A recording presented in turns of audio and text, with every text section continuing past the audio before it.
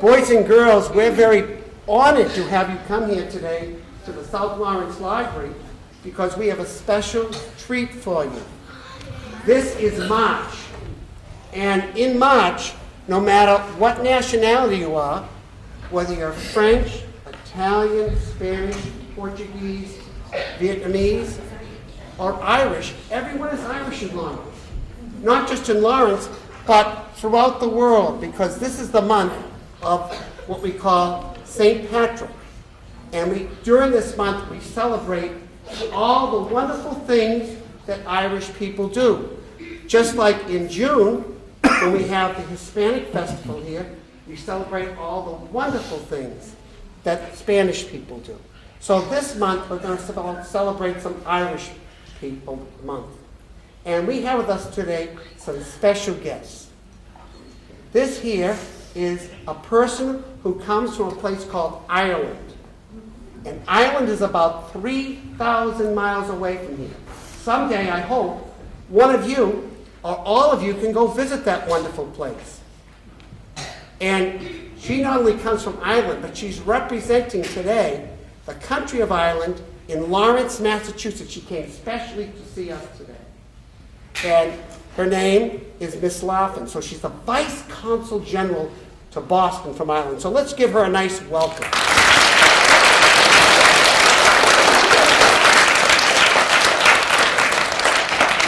Now, this wonderful library, someone has to run it. And we're very lucky to have two wonderful librarians here who are here usually every day, especially when you come over here. But we also have someone who actually has to run this library and the library over town. He's called the library director. And we have Mr. Buskirk with us. I hope we said it right. Yes,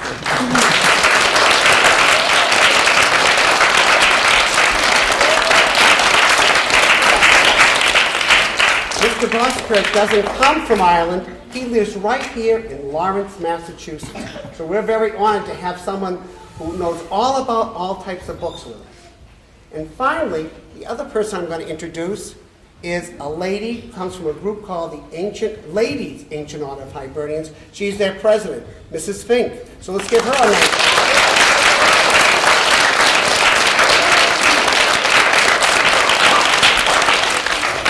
So I'm going to sit back. They're going to read to you a wonderful story, and maybe if you listen, they may answer some questions, but you have to listen, because that's very, very important. Okay? So, you're on. I'm going in the back. Enjoy. And I should say, the book that she's going to read, she brought specially to read to you today that comes from Ireland. So it's a real special book. You can start. Okay. Hey everyone, my name is Meg, and I came over here in September to work in the Irish consulate, and so I am here to represent Ireland, and so I'm very pleased to, during March, which is the month where we celebrate Irish heritage, to be here. And I thought today, the first thing I'm going to read is from a book of stories that I had when I was at school. And they're stories from old Irish folk stories. And this particular one is about giants. And it explains the reason why in the north of Ireland there's these stone steps that lead out into the sea. And this is the story behind where those stone steps came from and how they came to be. Okay, so I'm going to read a story, and then you can ask me questions afterwards about Ireland, okay?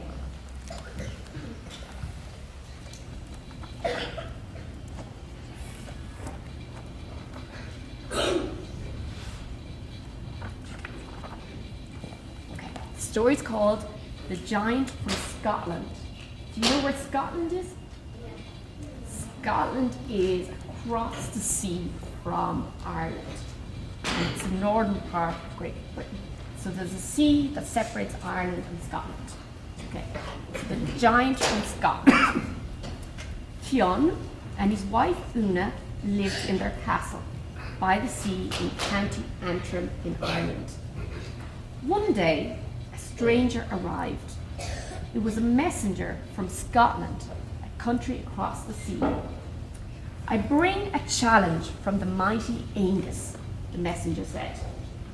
He is the tallest, strongest, and most fearsome giant in all Scotland. He's heard about your great strength and wants to fight you. Angus has beaten all the other giants, and you are the only one remaining. Do you accept the challenge? Of course I accept, said Fionn. I will begin to prepare immediately. And so he did. Fionn and Una talked for many hours. They thought of many plans. Sorry, wrong page. From that day on, Fionn worked hard. He had decided to build a path across the sea to Scotland. It was a rather unusual causeway, made up of hundreds of thousands of black rocks, all of different sizes and different heights. Some rocks had 6 sides, some 8, and others more than 10 sides.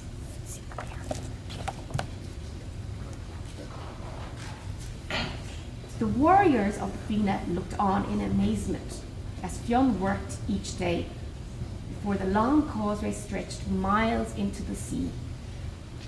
One evening, when Fionn returned home, he noticed that Una was worried. "What is the matter?" he asked. "Oh, Fionn," she replied, "I heard some very disturbing news today. I heard that Angus is indeed much bigger than you, and that he's definitely stronger. If I cannot beat him with my strength, then we must think of a plan. I may not be as big or as strong as he is, but I am much cleverer." Fionn and Una talked for many hours. They thought of many plans, but could not find one that they were sure would work. Time was running out. Later that week, the messenger from Angus returned and told Fionn that Angus would arrive in 2 days' time. "Tell him that Fionn is ready and waiting," said Una. "Do not worry, Fionn, I have a plan in mind." Una worked hard for the next 2 days. She spent the time cutting and sewing and knitting. "Imagine sewing and knitting at a time like this," exclaimed Fionn. "I thought you had a plan." "Look carefully," said Una. "What do you see?" Fionn was amazed. "Clothes," he said. "I see clothes, but they're most peculiar." "Never mind that," said Una. "Just put them on." What a sight Fionn was. He wore a long dress. On his feet had a pair of giant broguines, which are booties. And Una had knitted a beautiful bonnet for his head. "While you were working, I asked Fergus to make a very large cradle, and in you get," said Una. "We have no time to lose." Angus was approaching. As he walked, the ground shook. "Where is the mighty Fionn?" "I have travelled all the way from Scotland to fight him," the giant roared. "Is he afraid to meet me?" Una opened the door. "Please come in, you're very welcome. Fionn is hunting and won't be very long. Please, sir, could you speak a little softer? Our new baby is asleep." There's a picture of Fionn asleep in the cradle. Oh, please.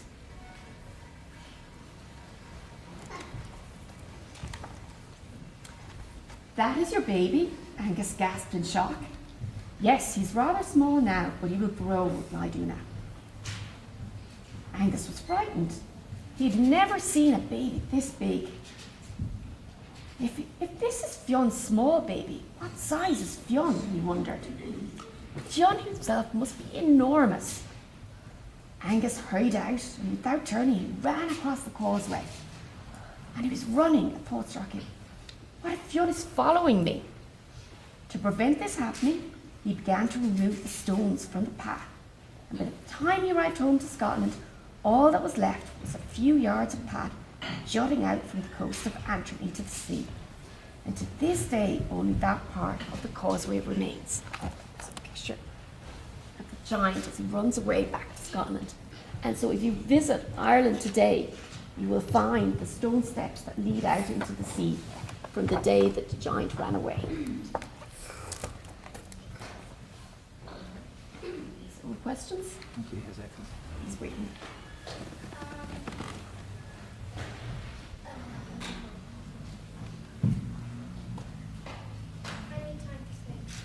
Okay, that's okay. Huh? Was the baby a boy or a girl?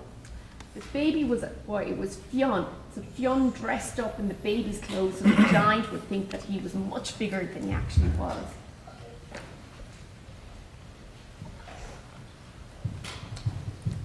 So, how much feet was the baby? Baby was like 6 feet tall. Whoa. It was Fionn. Fionn was dressed as a baby to fool the Scottish giants. It was their plan. I think the baby was very nice. That's why Una made special clothes that were really big bond for the baby.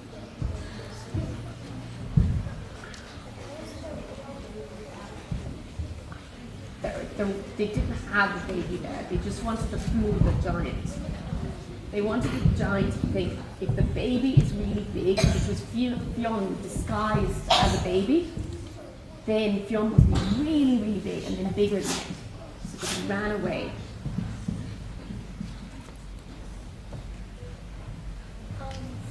Why did the giant run away? Because the giant was afraid. Because the giant was really big. But then he thought, if Fionn's baby is that big, then Fionn must be much bigger than me, and I can't fight him.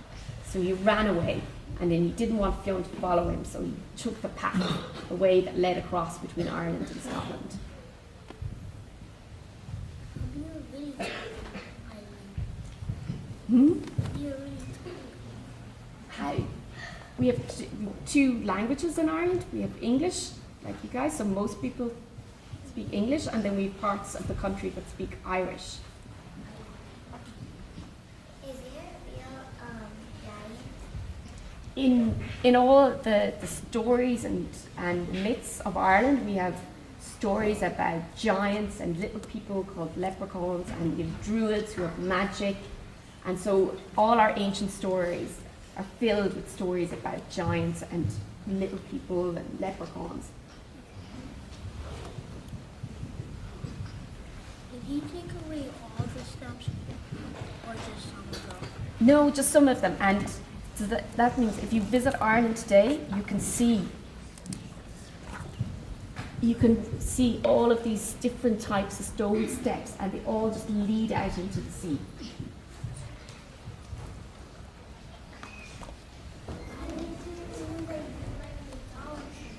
Hmm?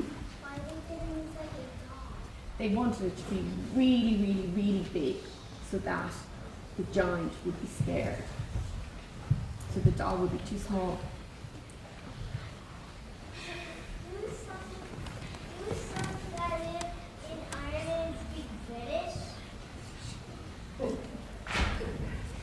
We speak English. British. They speak British. British. No, it's English or Irish in Ireland, and also in Wales they have languages, Welsh as well.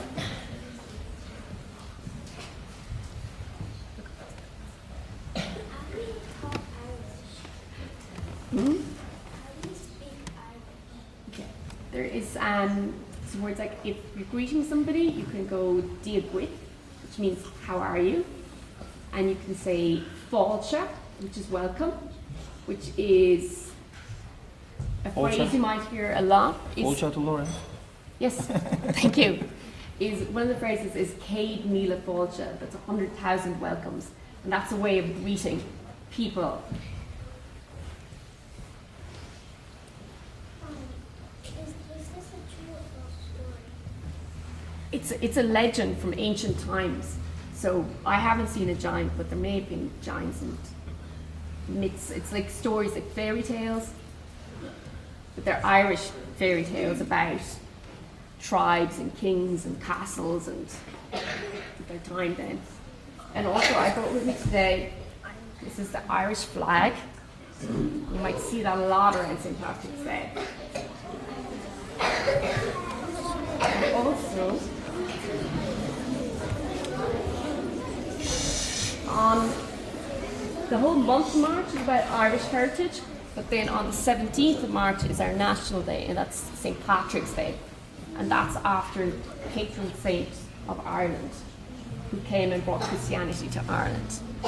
And he's famous for using the shamrock that you'll see around St. Patrick's Day for explaining about Christianity and God.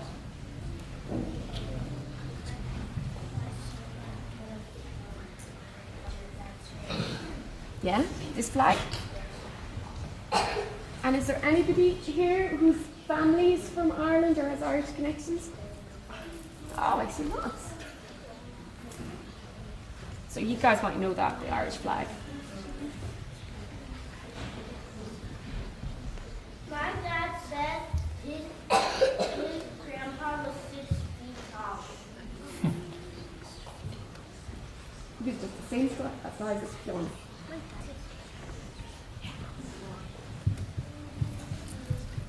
She has it.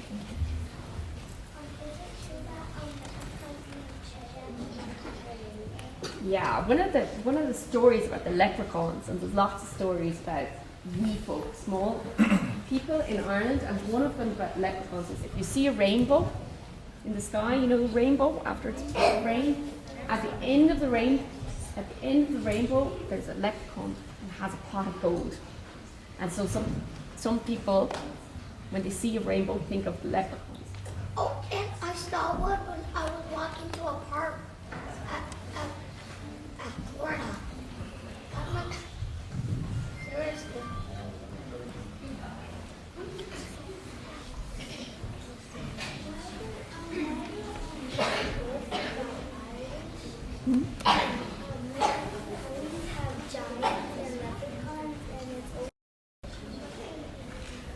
Okay, the color green is one of the colours that's most associated with Ireland, and it's part of our flag.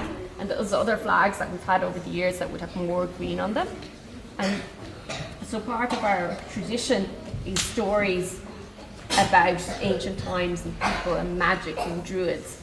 And one of the other times of year that we celebrate, you know, the Halloween, is based on a festival in Ireland called Samhain that was about pagan rituals, and that's something that's celebrated now where people dress up here as well.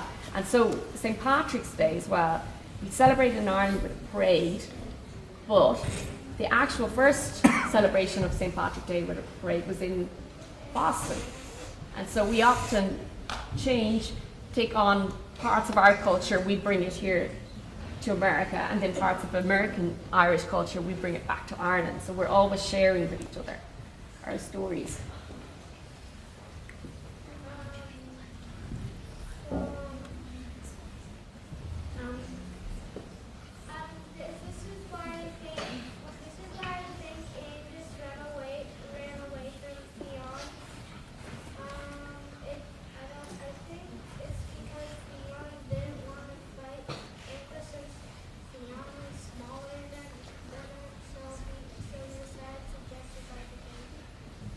Yeah, because when Fionn heard that Angus was much bigger than him, he realised he had to trick him because he wouldn't win in the fight. So they tried to disguise Fionn as a baby just to trick Angus into thinking that Fionn was much bigger than him.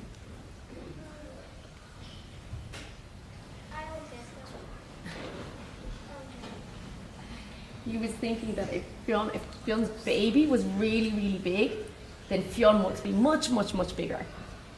And so even though he didn't see Fionn, he thought, I'll run away before I see Fionn because Fionn will be much, much bigger than me. This is my side of the story. I think it's because Angus wouldn't want to fight a baby. Okay. I don't think Angus would want to fight a baby.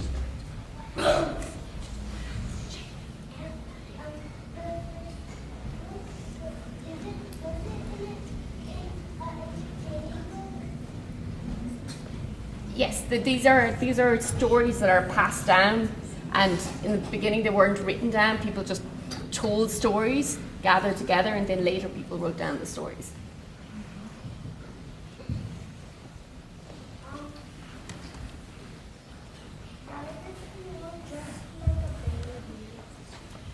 Because Fionn wanted to fool Angus into thinking that he was really big, So he dressed as a baby to look like he was Fionn's baby, so that Angus would think that Fionn is much, much bigger than him.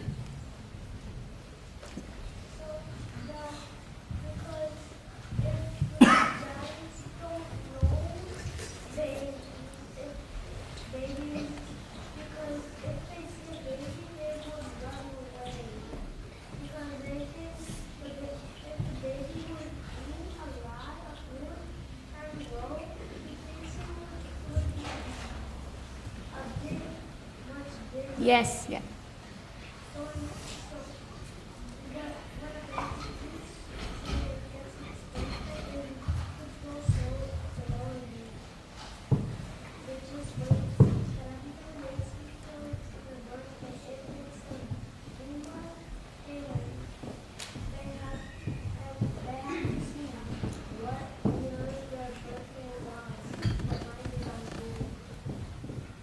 Okay.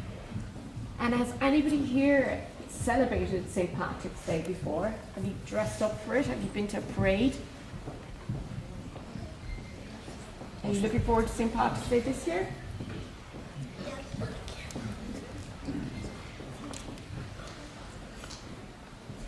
How many are going to maybe go see the parade? We have a big St. Patrick's Day parade here on March 19th. How many are going to go see that parade? Is anyone going to march in that parade, Dave? Do you know someone who's going to march in it? Wow, that's fantastic. Why don't we have just one or two more questions before we finish up? So, No, Giant left, went back to Scotland. We never saw him again.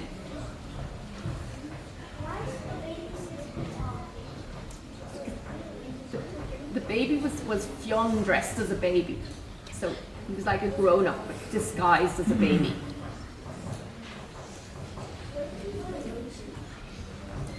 He ran back to Scotland across the sea on the pathway, but he took away all the stones so that nobody could follow him. And so now there's just a sea between Ireland and Scotland, but you can see the pathway as it begins in the north of Ireland and goes into the sea. What does the green clover mean? What does the green clover stand for? For us, it's like a shamrock, which is very popular in Ireland. And so when St. Patrick was telling people in Ireland about Christianity and God, he tried to explain that there was three people, that there was in God and the Holy Spirit and Jesus, and so that's how he used it to explain it. But today people wear shamrock to mark St. Patrick's Day and National Day, and every year the Taoiseach, which stands for leader in Ireland, he comes to Washington and goes to the White House, and he gives a big bowl of shamrock to the president. So he'll give a big bowl of shamrock to the President Obama this year. Do you always have shamrocks growing? We have shamrock in Ireland, yes, but it's mainly around St. Patrick's Day where everybody wears shamrock. So you can wear real shamrock growing or shamrock on your clothes. Why does the leader give the president Because it's part of a symbol of Ireland. So often our countries, when our leaders meet, they exchange gifts that are a symbol of their country to each other. And so the one we give for St. Patrick's Day, it's always in a crystal bowl, which is a Waterford crystal glass that's made in Ireland, and the shamrock in it. So it's a gift and it's a symbol of friendship from Ireland. Was Fionn giant? Fionn was very big, but he was not as big as the giant from Scotland, and that's why he had to trick the giant from Scotland. So he wasn't a giant? He was big, but he's not as giant. He's not as big as Angus. So the story was like the fairy tale, Dragon and Beanstalk, right? It's kind of like that. It's like, yeah, it's like a story like that. What happens if you step on a leopard? Ooh, I don't make such shouldn't step on a leprechaun. You might hurt the leprechaun. Leprechauns are good people. Can they give you good luck? Yes, you get good luck from certain leprechauns.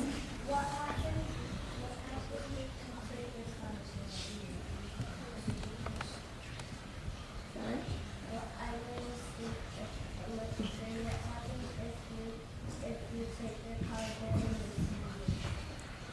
If you find a leprechaun with pot of gold, you can have a pot of gold.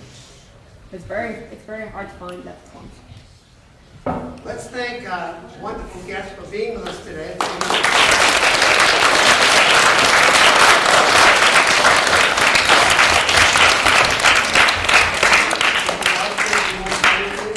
Yes, thank you very much for coming all the way from Ireland. And then Mr. President Sullivan said at the beginning, Miss Meg Laffin, she is the Vice Consular and she is represent her country, Ireland. She is representing her country where? Raise your hand. Yes? Here? Very good, excellent. She is representing her country here in Boston. I always have a good dreams for our great city of Florence. Especially two dreams I have. First one is, I hope one day, one of you, especially from here, or other students, will be enter NBA as a professional basketball player because I like basketball a lot. That's my first dream. And second dream is, I hope one day one of you will be represent our country in other country as a what? Yes? As a what? Yes? Excellent. Maybe you are a candidate. Yes. So, for that reason, as a director, my humble suggestion is for you, learn more language besides English and Spanish. Okay? And prepare yourself to represent United States of America to other countries, and then you'll be remember us. Thank you very much for everything. Thank you very much for everybody. Thank you for coming all the way from Ireland and all the way from Boston. Okay. And I hope you'll be here next year also. Yes, thank you all for coming today. This was so much fun. Can't wait to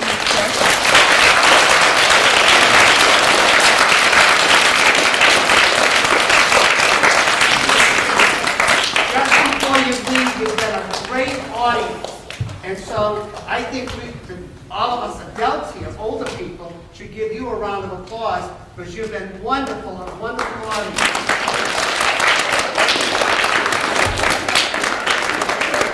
And the last group I want to mention is the people that work with you every day from 8 o'clock in the morning to 2:15 or whatever is in the afternoon. They work very hard.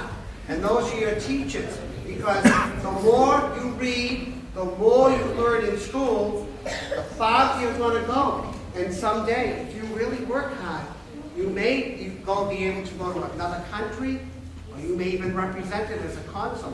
And we may have a candidate right over here. So let's give those teachers a round of applause.